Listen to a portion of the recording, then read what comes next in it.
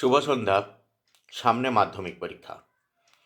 এই সময়ে ছাত্রছাত্রীদের উদ্দেশ্যে দু চারটে কথা না বললেই নয়। তাই সকলকে শুভেচ্ছা জানিয়ে আজকে আবার আপনাদের সামনে এলাম। শুরু করছি আজকের পর্ব। মাধ্যমিক হলো ছাত্র জীবনের প্রথম গুরুত্বপূর্ণ পরীক্ষা। আর এই পরীক্ষাটা অন্য বিদ্যালয়ে গিয়ে দিতে হয় ছাত্রছাত্রীদের। আর এর জন্যই ছাত্রছাত্রীদের ভয় ভীতিটা বেশি কাজ করে।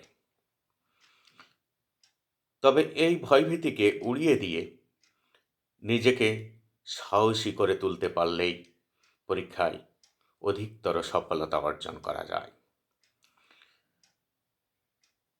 তাই এই সময়ে অভিভাবকদের ভূমিকাও খুব গুরুত্বপূর্ণ।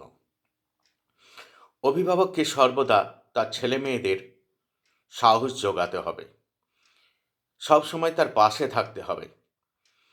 এই সময় ছাত্রছাত্রীদেরকে কোনো বকাঝকা করা যাবে না। যতক্ষণ পর্যন্ত পড়াশোনা করতে ইচ্ছে হবে ততক্ষণ পর্যন্ত পড়াশোনা করবে, কিন্তু পর্যাপ্ত ঘুমও দিতে হবে, না হলে শরীর খারাপ করবে। আর সঠিক সময়ে খাওয়া দাওয়াগুলো যেন করে সেদিকে অভিভাবকদের দৃষ্টি দিতে হবে। কি বললাম?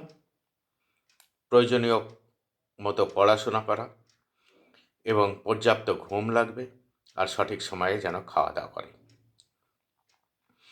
অভিভাবকদের এই শেষ কয়দিন সর্বদা তাদের পাশে থাকতে হবে। তারা অযথা অনেক সময় চাপ নিয়ে ফেলে।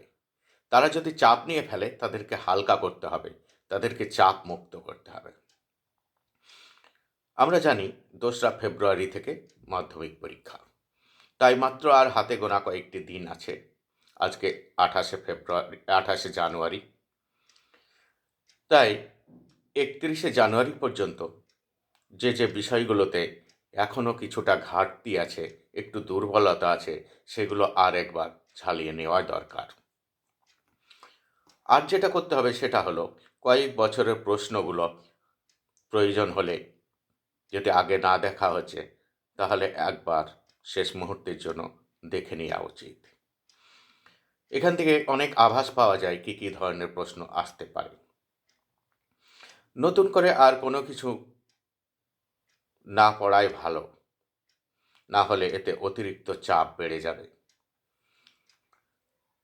এর মধ্যে সারাদিনের একঘেয়েমি পড়াশোনার, সেটা দূর করার জন্য অল্প একটু টিভি দেখা কিংবা মোবাইল দেখা কিংবা পরিবারের লোকেদের সঙ্গে গল্প গুজব একটু করা যেতেই পারে।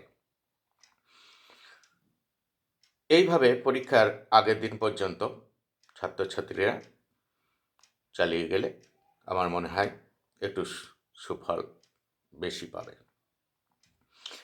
আর পরীক্ষার আগের দিনগুলি পরীক্ষার বিষয় অনুযায়ী পড়াশোনাটা সেটা তো করতেই হবে। একবার শেষবারের মতো চোখ বুলিয়ে নিতে হবে এবং পরীক্ষার দিন মাথা ঠান্ডা রেখে যথাসময়ে স্নান করে হালকা খাবার, কোনো রকম রিচ না খাবার খাওয়াই ভালো,